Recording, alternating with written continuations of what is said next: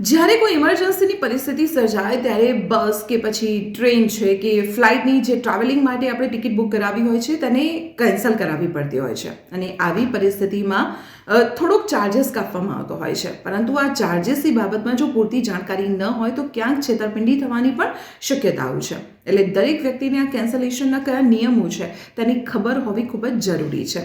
તો ચાલો તેના નિયમો હું આપને જણાવી દઉં. સૌથી પહેલાં આપણે બસ ટિકિટ કેન્સલેશનના નિયમો પર નજર કરીએ. તો બસ ઉપડવાના 1 દિવસ પહેલાં કેન્સલ કરશો તો 50% કપાશે.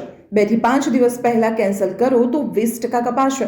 6 થી 60 દિવસ પહેલાં કેન્સલ કરો તો 15% કપાશે અને કેન્સલ કરાવ્યાના 7 થી 30 દિવસમાં રિફંડ મળી જશે. હવે ટ્રેન ટિકિટ કેન્સલેશનના નિયમો ઉપર નજર કરીએ.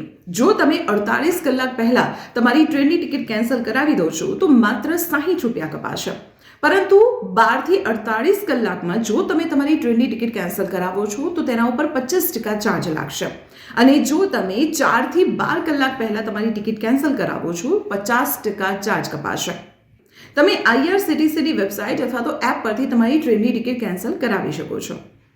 હવે વાત પ્લેનની ટિકિટની કરીએ તો DGCI દ્વારા એક નવી ગાઈડલાઈન જાહેર કરવામાં આવી છે અને તે પ્રમાણે જો તમે 48 કલાક પહેલા તમારી પ્લેનની ટિકિટ કેન્સલ કરાવી દો છો તો પૂરેપૂરા પૈસા તમને પાછા મળશે અને 21 દિવસની અંદર તમારું રિફંડ પણ જમા થઈ જશે.